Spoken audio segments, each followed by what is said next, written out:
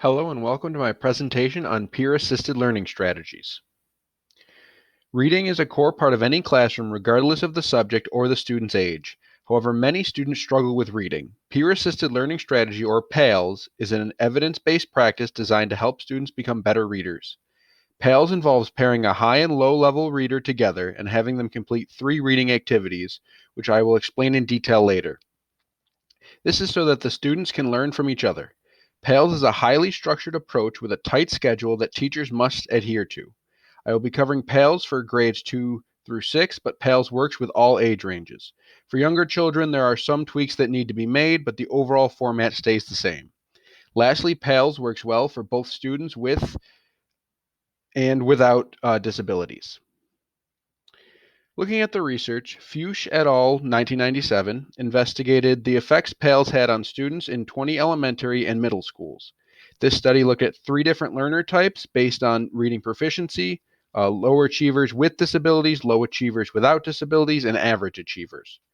Students' reading ability was assessed using the comprehensive reading assessment battery both before the study and after 15 weeks. This study found that PALS increased the reading proficiency of all 3 learner types. However, this study also found that PALS did not work for the bottom 20% of students with learning disabilities. This shows that PALS may not work for students with severe learning disabilities.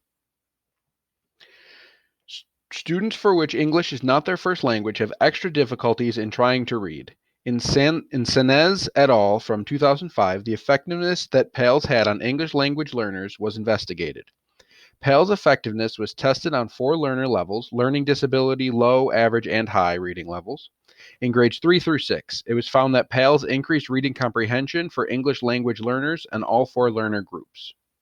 While most of the research on PALS focuses on grades 2 through 6, Maths et al. 2011 showed that PALS was also effective in a first grade classroom. Students and teachers were able to easily implement the activities, and all learner types benefited from PALS, with the low achieving readers benefiting the most. To implement PALS, the teacher needs to do some setup before starting the assignment. First, the teacher needs to rank the students based on their reading level. This can be done with any reading comprehension measure available. Then the teacher is going to pair the highest achieving student with the lowest. The students are then going to be paired up following the top with the bottom format. Once all of the students have been paired, each pair is going to be assigned of one of 2 teams if the students are younger, as in under grade 2. If the students are older, as in older than grade 2, they don't need to be put into the 2 teams. These teams will compete against each other for points throughout the class. After all pairs have been assigned to a team, the teacher will hand out books to each pair with the difficulty of the books based on the lower performer's reading ability. It is best to gather the books once the students have been ranked so that you know how difficult the book should be. It is also fine if each pair has a different book, but both students in a pair must have the same book.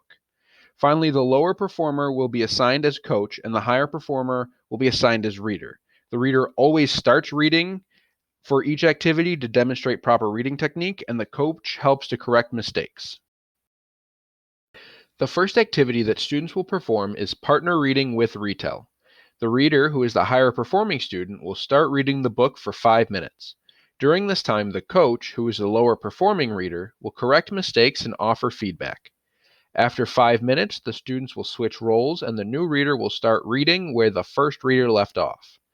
After another 5 minutes, the students will take turns retelling the main ideas of the story, starting with the higher performing student.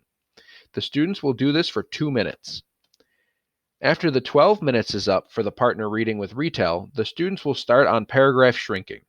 In this activity, the reader, who is the higher performing student again, will start reading where the last reader left off. This will happen for 5 minutes. At the end of each paragraph, the reader identifies the main character and summarizes the main idea in 10 words or less. The coach offers guidance and answers and asks leading questions when necessary. After 5 minutes, the students switch roles and begin again where the last reader left off.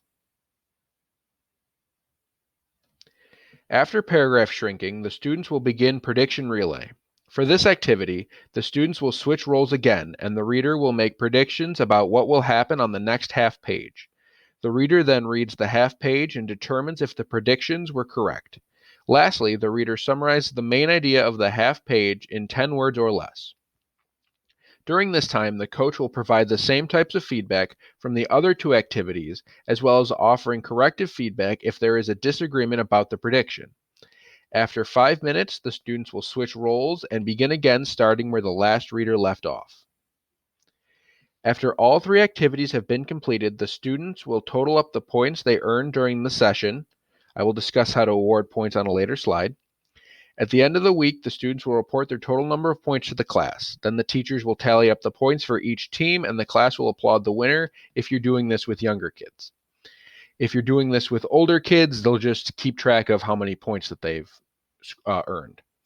After 4 weeks, the pairs should have changed up for grades 2 through 6, but for high school, pairs should be switched earlier to deal with absentee rates.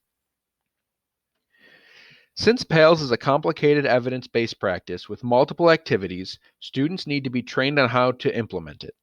Training should be done every other day for 40 to 60 minutes for 6 weeks.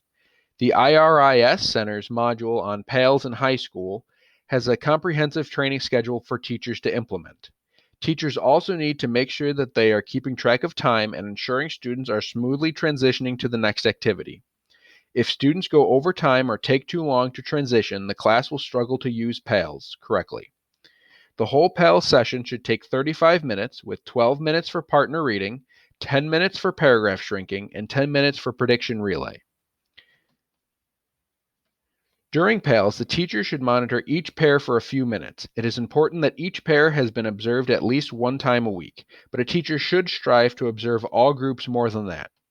Teachers need to pay attention to reading fluency, the effectiveness of the summarization, and how well the students are working together. As teachers go around the class, they will give students points based on their performance. As has been alluded to earlier, PALS has a built-in point system designed to foster competition and a sense of accomplishment.